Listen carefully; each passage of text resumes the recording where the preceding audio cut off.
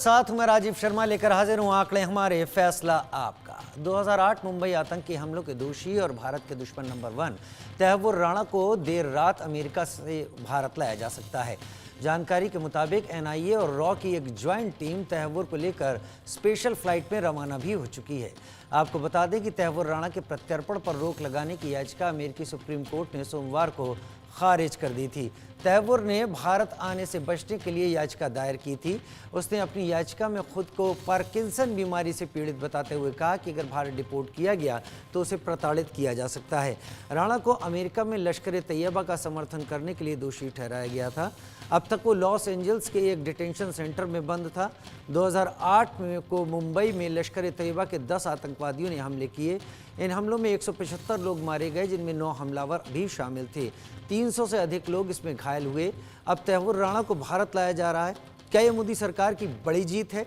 इसी पर आज सबसे बड़ा सर्वे लेकर आए हैं। पहले रिपोर्ट देखिए, फिर मेहमानों से चर्चा करेंगे।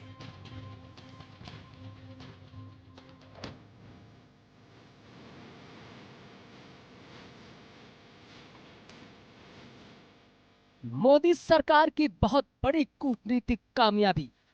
तहव्वुर राणा भारत आएगा, राज उगलेगा, राणा को सजा होगी, शहीदों को इंसाफ मिलेगा। मुंबई हमले का मास्टरमाइंड, भारत की जेल तैयार। मुंबई आतंकी हमले का मास्टरमाइंड और देश का सबसे बड़ा दुश्मन आतंकी तहव्वुर राणा भारत आ रहा है। तहव्वुर राणा के लिए दिल्ली और मुंबई की जेलों में सुरक्षा व्यवस्था को सख्त किया जा रहा है। बताया जा रहा है कि राणा को भारत लाने के बाद उसे तुरंत राष्ट्रीय जांच एजेंसी यानी कि एनआईए के हवाले कर दिया जाएगा। एनआईए उसे कुछ हफ्तों तक हिरासत में रखकर पूछताछ करेगी। भारत लाए जाने के बाद उसे दिल्ली में एनआईए के मुख्य कार्यालय में रखा जाएगा। वहीं से उसे अदालत में पेश किया जाएगा। भारत में राणा को रखने के लिए दिल्ली और मुंबई की 2 जेलों में तैयारी की गई है। जांच एजेंसियां इस पूरे ऑपरेशन में काफी गोपनीयता बरत रही हैं। अमेरिका के सुप्रीम कोर्ट ने तहव्वुर राणा के प्रत्यर्पण पर रोक की मांग वाली याचिका खारिज कर दी। मुंबई में साल 2008 में हुए आतंकी हमलों में आरोपी तहव्वुर राणा को अमेरिकी सुप्रीम कोर्ट से अपील की थी कि उसे भारत प्रत्यर्पित न किया जाए, लेकिन अमेरिका की शीर्ष अदालत ने उसकी अर्जी को खारिज कर दिया। कोर्ट के इस फैसले से तहव्वुर राणा को अमेरिका से भारत प्रत्यर्पित करने का रास्ता साफ हो गया है। तहव्वुर राणा पाकिस्तानी मूल के कनाडाई नागरिक है। तहव्वुर राणा का जन्म पाकिस्तान में हुआ था और पाकिस्तानी सेना में भी डॉक्टर के रूप में सेवा दे चुका है। राणा का नाम मुंबई हमले के मास्टरमाइंड डेविड हेडली से जुड़ा था और ये माना जाता है कि उसने मुंबई हमले के लिए वित्तीय सहायता प्रदान की थी। हालांकि जब अमेरिका कोर्ट ने 2009 में राणा को गिरफ्तार किया तो उसे मुंबई हमले से बरी कर दिया था। हालांकि बावजूद इसके भारत ने कूटनीतिक प्रयासों के तहत उसके खिलाफ आरोप सिद्ध करवाए और अमेरिका से उसके प्रत्यर्पण की मांग की। भारत में लाए जाने के बाद राणा से मुंबई हमले से संबंधित पूछताछ की जाएगी और उसके खिलाफ न्यायिक कार्रवाई की जाएगी।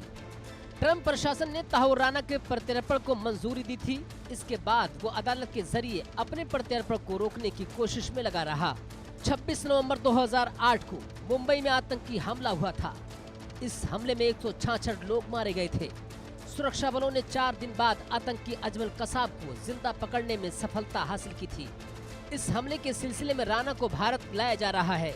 राणा पर 26/11 के हमलों में महत्वपूर्ण भूमिका निभाने का आरोप है और अब भारत आने पर तहव्वुर राणा से हमले से जुड़े हर राज उगलवाने की तैयारी में है सुरक्षा एजेंसियां।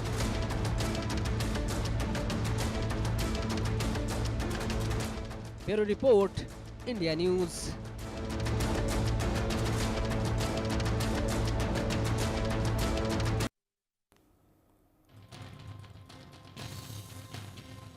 तहव्वुर राणा को भारत लाए जाने के मामले को लेकर हमने लोगों के बीच जाकर सर्वे किया। सभी लोगों को फोन करके और उनसे मिलकर ये पता लगाने की कोशिश की कि तहव्वुर राणा का भारत आना कितना खास है।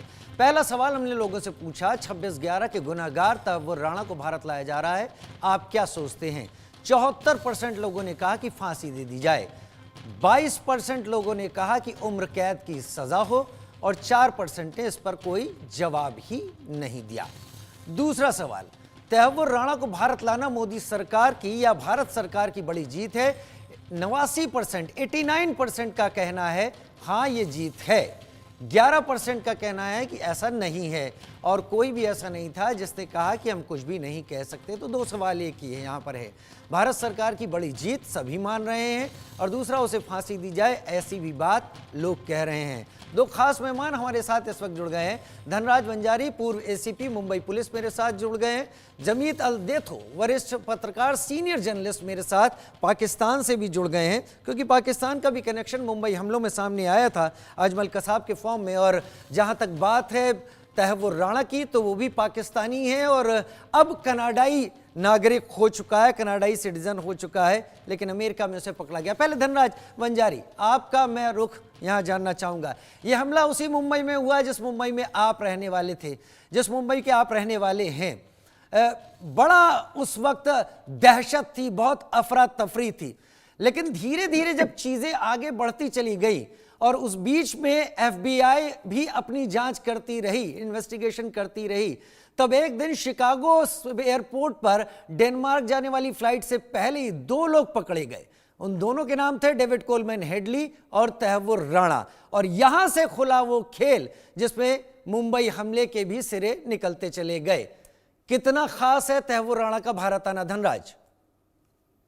जी राजीव जी, मैं सबसे पहले ओपनिंग में तो यह कहूंगा, आपने कहा कि आप मुंबई के रहने वाले हो, बावजूद इसके मैं 26/11 को कपरेड पुलिस स्टेशन का इंचार्ज ऑफिसर था जिसके एरिया में ये दहशतगर्द लोग आए हुए थे। तो इस केस का मुझसे बड़ा ही लंबा और बहुत संजीदा ताल्लुक रहा है, ये मैं क्लियर करते हुए आगे बात ये करूं जी जरूर। जिसे लगता है कि बहुत बड़ी कामयाबी है, राजनीतिक कामयाबी है, इसमें पॉलिटिक्स कर लो कह दो, लेकिन जिन अफसरों ने हमारे जान गंवाई, तुकाराम ओमले जैसे, जिन्होंने जिंदा मिसाल एक कायम की कि जिंदा दहशतगर्द पकड़ा, और ये सारी बातें, तो मैं समझता हूं मेरे लिए ये कोई बहुत बड़ी जीत नहीं है, क्योंकि 26/11 को अब 17 साल हो चुके हैं।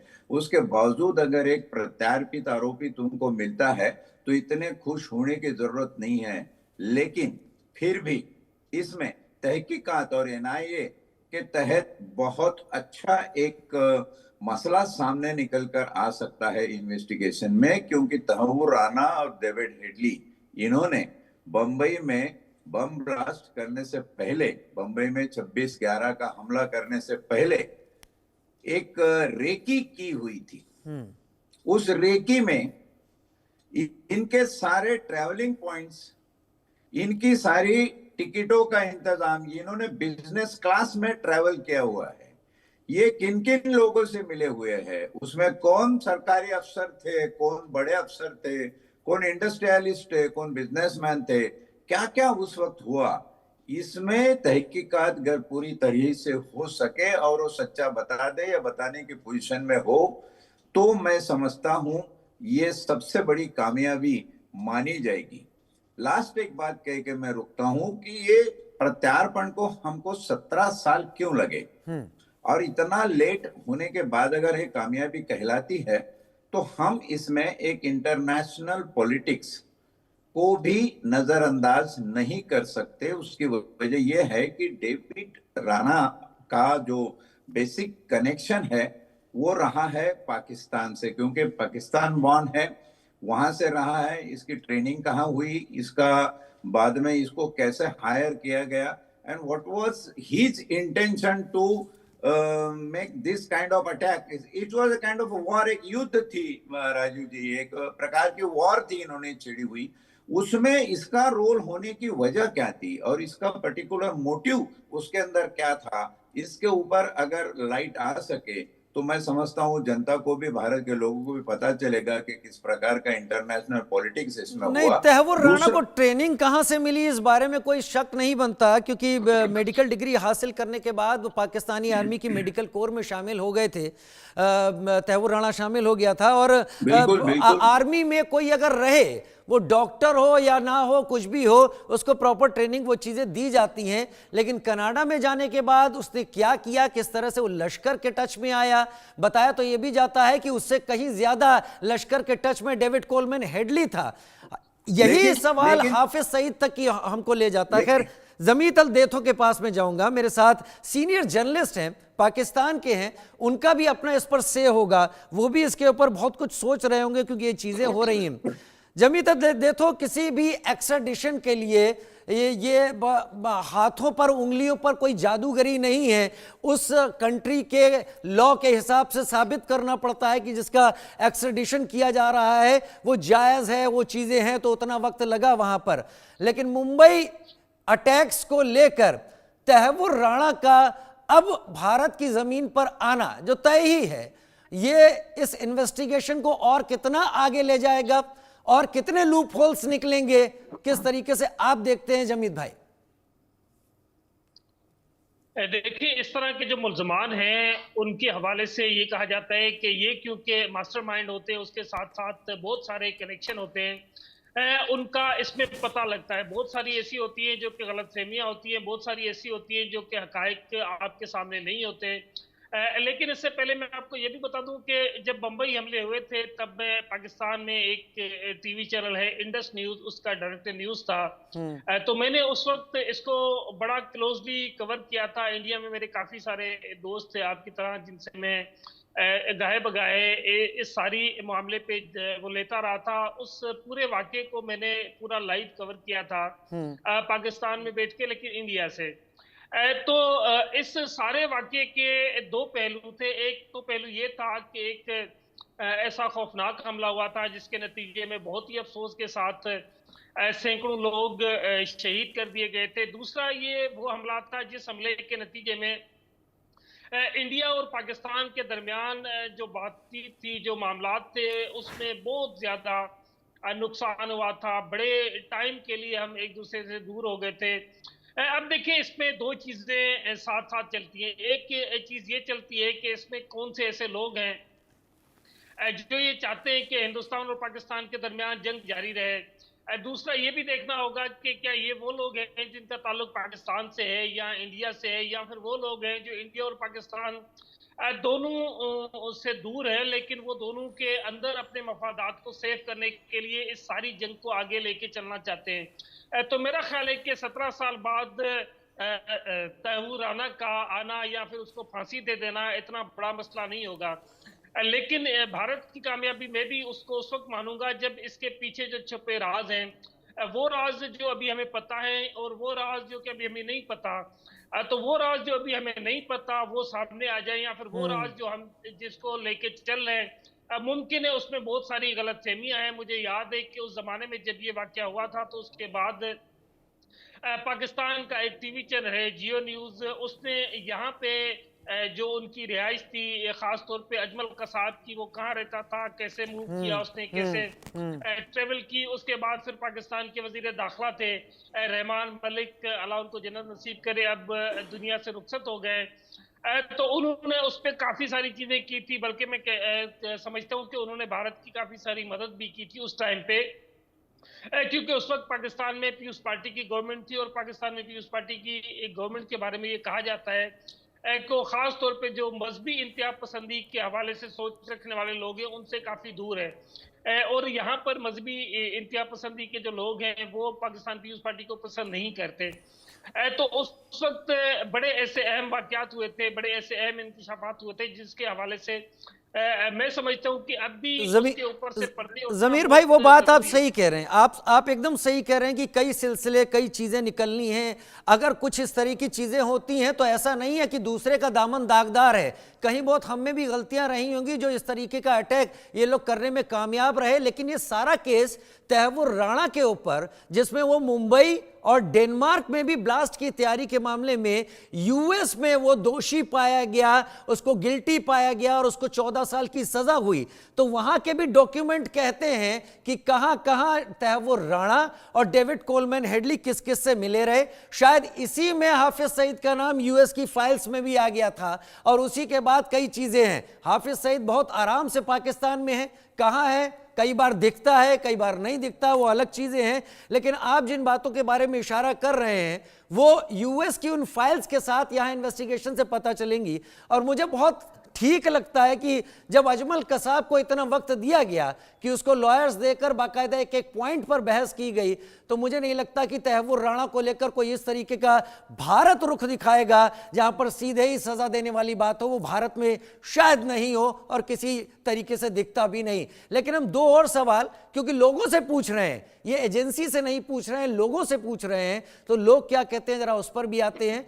तीसरा सवाल यह है कि तहव्वुर राणा के एक्स्ट्राडिशन या प्रत्यर्पण के बाद दूसरे देशों में छिपे भारत के दुश्मनों को देश में लाने का रास्ता खुला है। 81% कहते हैं, 81 लोग 81% की हाँ ये अब हो सकता है। 13% कहते हैं अभी ये मुश्किल है, ऐसा नहीं। लेकिन छह लोग कहते हैं कि हम इस पर कुछ भी नहीं कह सकते। फिर भी मेजॉरिटी 81 की है कि अब हम वहां से भारत में ला सकते हैं। बहुत सारे ऐसे लोग हैं। चौथा सवाल, तहव्वुर राणा के प्रत्यर्पण के बाद 26/11 हमले पर पाकिस्तान बेनकाब होगा। हाँ कहने वाले लोग 82% हैं।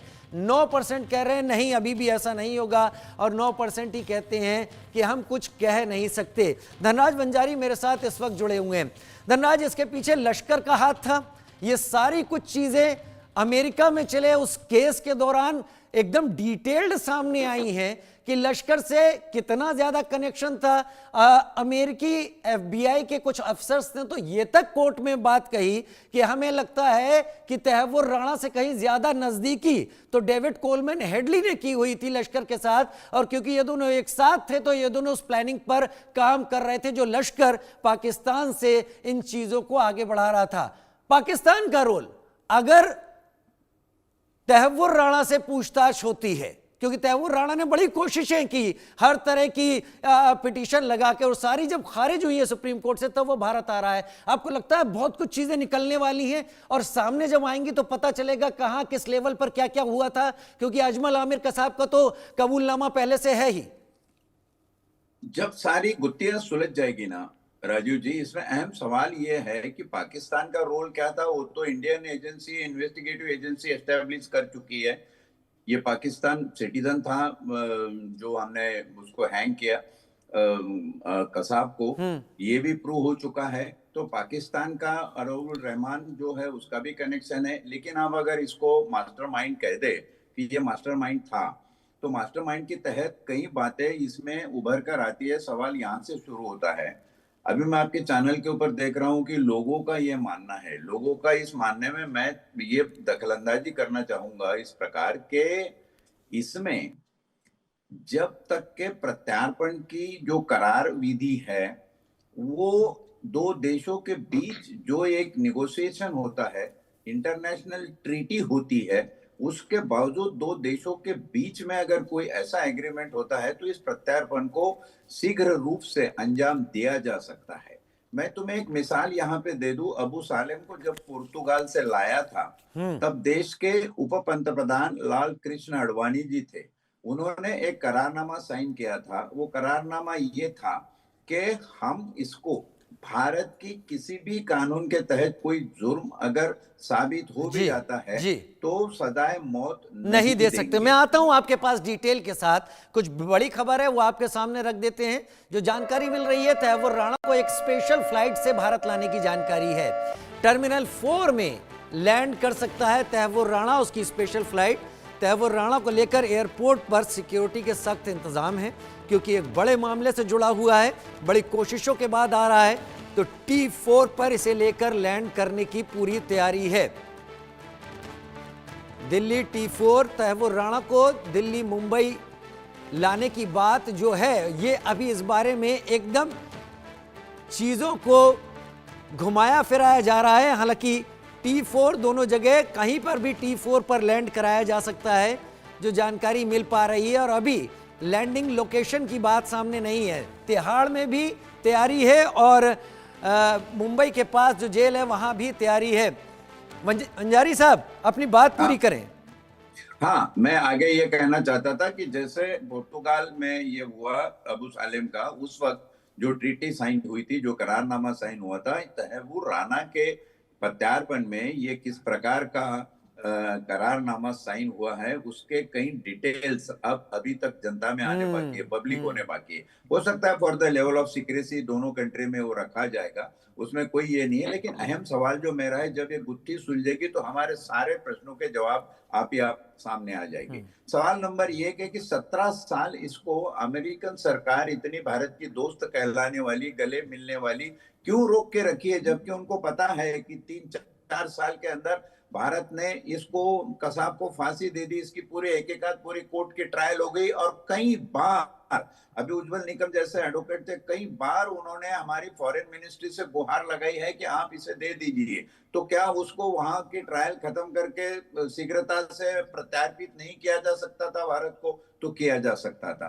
हमें इंटरनेशनल पॉलिटिक्स को इसमें नजरअंदाज नहीं करना चाहिए। पाकिस्तान और CIA अमेरिका, इसके बीच क्या चल रहा है, हमें जो जिस प्रकार से इसको अब दिया गया, तो हो सकता है कि उसके संबंध में जो भी कोई इंटरनेशनल कनेक्शन हो, जहां बड़े लोग या बड़े पॉलिटिशियन प्रॉब्लम में आ जाए, उसको हटाकर ये समय निकालने के बाद अगर इसको दिया होगा, तो इस जीत को या इस कामयाबी को हम कितनी कामयाबी और जश्न मनाएं, ये सवाल पैदा करता है कि वाकई ये कामयाबी और जश्न तब होगा जब हमें ये सारे इंटरनेशनल सबूत एक के बाद एक सामने आ जाएंगे। और उम्मीद रखता हूं मैं कि तहव्वुर राना जब इतने अरसे के बाद आ रहे हैं, तो जितनी भी चीजें उनके अपने याददाश्त में है वो सारी लिस्ट करे, वो बताए, और उसके तहत हमारी इन्वेस्टिगेटिव एजेंसी NIA जैसी काबिल इन्वेस्टिगेटिव एजेंसी इसको कनेक्ट करके जोड़े। आखिरी पॉइंट राजीव जी मेरा इतना ही है, एक्सटर्नल सिक्योरिटी का थ्रेट जितना बड़ा मैं नहीं मानता हूं। मैं 35 साल नौकरी करके रिटायर्ड होके मुझे 12 साल हो गए हैं राजू जी, यकीन मानिए मेरी बात का, इंटरनल सिक्योरिटी सबसे बड़ा मसला है। एग्जैक्टली, इंटरनल सिक्योरिटी है। बाहर से कोई भी आएगा और कोई भी, अब वो कोई भी हो सकता है, और वो कुछ कर जाएगा तो उसके लिए पहले हमको अपना गिरेबान भी देखना होगा। उनको तो सजा दिलानी ही दिलानी है, लेकिन हमें खुद को पुख्ता करना होगा। खैर, 2-3 चीजें हैं जो मैं आपके सामने रखना चाहता हूं, क्योंकि जमीतल देथो मेरे साथ सीनियर जर्नलिस्ट हैं, वो किसी पार्टी के नहीं है, पाकिस्तान में एक जर्नलिस्ट हैं, तो एनालिसिस उनका भी अपना होता है, और वो एनालिसिस एक जर्नलिस्ट की तरह कर रहे हैं। लेकिन अमेरिका में जब राणा के ऊपर केस चला, तो उन फाइल्स में कुछ बातें बड़ी खास थी। वो ये कि 2006 की गर्मियों में हेडली और राणा और लश्कर के 2 मेंबरान के बीच मीटिंग हुई। लंबा वक्त था इस अटैक के पहले, और राणा ने इसको ऑन रिकॉर्ड एक्सेप्ट किया कि 2009 में गिरफ्तारी से पहले कि वो पाकिस्तान में लश्कर के जितने भी ट्रेनिंग कैंप्स थे उनमें तो नहीं, लेकिन कई एक में ट्रेनिंग्स में शामिल रहा था। और ये तहव्वुर राणा की बात है जो कि अमेरिका की उन फाइल्स में है। इसके जरिए पता चलेगा कि और कौन कौन लोग शामिल रहे। शायद इसीलिए इसकी जड़ में अगर हाफिज सईद को अलग कर दिया जाता है तो बहुत बड़ी एक तरीके से नाइंसाफी होगी, क्योंकि जड़ में तो वही है, उसी ने शायद अपने बंदों के चलते, शायद मैं इसलिए लगा रहा हूं कि चीजें अब पता चलेंगी। लेकिन जमीर भाई, ये गिरफ्तारी, ये भारत के पास एक्स्ट्राडिशन और अब पूछताछ, जो वहां के कोर्ट में केसेस में इसको राणा को 14 साल की सजा के पहले जो राणा के इकबाल नामे हैं जिनके ऊपर वहां पर बहस हुई, आर्ग्यूमेंट हुआ, वो यहां भी रखे जाएंगे सारे, जिन पर उसे सजा वहां सुनाई गई। उसमें लश्कर का रोल, लश्कर के ट्रेनिंग कैंप्स का रोल, हाफिज सईद का रोल है, बहुत कुछ चीजें उसमें हैं। क्या आप इसको इसी तरीके से देखते हैं कि अब ये इन्वेस्टिगेशन हाफिज सईद तक जानी चाहिए और पाकिस्तान की तरफ से? देखिए, बुनियादी तौर पे इस तरह के जो मुल्ज़मान होते हैं उनकी जानिब से जो कबूलनामे होते हैं वो इतने ज्यादा अहम नहीं होते, अहम होते हैं उसके साथ जुड़े हुए वो कनेक्शन, जिन कनेक्शन से ये पता चलता है कि कौन कौन मुलविस था और क्यों मुलविस था। क्योंकि इसमें 2 चीजें बड़ी जरूरी होती हैं। जब दहशतगर्दी के हवाले से हम बात करते हैं तो दहशतगर्दी के हवाले से बहुत भारी फंडिंग होती है, 2 मुल्कों के दरमियान जो ट्रेड हो रही होती है उसको रुकवाने के भी तरीके होते हैं। उसके साथ साथ दोनों मुल्कों में, पाकिस्तान हो चाहे भारत, तो वहां पे अगर कोई सरकार है तो उस सरकार से कौन कौन खुश है, कौन कौन नाराज है, कौन कौन आज की भी अगर हम बात करें तो कौन नहीं बंदा जमीर ऐसा भाई, है वो जो तो बात सही है, मैं मानता हूं, मैं पाकिस्तान को एक किनारे रख देता हूं। पाकिस्तान हमेशा कहता है कि नॉन स्टेट एक्टर ये काम करते हैं। हाफिज सईद वही नॉन स्टेट एक्टर है जिसने भारत और पाकिस्तान के रिलेशन में जबरदस्त जहर घोला है। और ये मैं अपनी तरफ से नहीं कह रहा, वहां यूएस में जिस बेसिस पर सजा हुई तहव्वुर राणा को 14 साल की, उन रिकॉर्ड्स में ये सारी चीजें हैं। क्या अब हाफिज सईद को वहां पर पालने का कोई मतलब समझ में आता है? क्यों ना उसे भी भारत भेजा जाए ट्रायल के लिए? देखें, आप मुझे जानते हैं कि मैं उस जमाने में जब हाफिज सईद के यहाँ पे जुलूस निकलते थे, उनके लिए बड़े नारे लगाए जाते थे, मैं उस वक्त भी उनको दहशतगर्द ही कहता था। अब प्रॉब्लम ये है कि यहाँ पर कोर्ट एंड लॉ के अंदर बड़े प्रोसीजर होते हैं, या फिर उन लोगों के बड़े कुछ कनेक्शंस ऐसे होते हैं जिन कनेक्शंस के ऊपर की वजह से फिर आप उनके हवाले से इतनी आसानी से जी ऐसी मूव कर नहीं पाते। प्रॉब्लम ये नहीं है कि हाफिज सईद है या तहव्वुर राना है। मैं तो हमेशा से ये कहता हूँ कि इस तरह की मेंटेलिटी ने इन दोनों देशों को इतने अरसे से एक दूसरे से अलग रखा है। यहाँ पे सैकड़ों नहीं हजारों लोग मारे गए हैं, बेगुनाह लोग मारे गए हैं। उनका कोई लेना देना नहीं था, ना तो पॉलिटिक्स से ना किसी और चीज से, लेकिन ठीक। वो लोग सिर्फ उन लोगों की ख्वाहिशात मुझे या फिर मुझे उन मुझे साजिशों बड़ा की अच्छा भेंट लगा जमीर भाई, मुझे बड़ा अच्छा लगा क्योंकि मेरे पास समय बहुत कम है। मुझे अच्छा ये लगा कि आपने इस बात को एक जर्नलिस्ट की तरह सामने रखा कि जब आप उसकी रैली कवर भी करते थे तब भी आप उसे दहशतगर्द कहते और देखते थे उस नजर से। बहुत शुक्रिया जमीर भाई आपका, वंजारी साहब आपका, हमारे साथ जुड़ने के लिए बहुत शुक्रिया। एक छोटा सा ब्रेक ले रहे हैं, जल्द हाजिर होते हैं।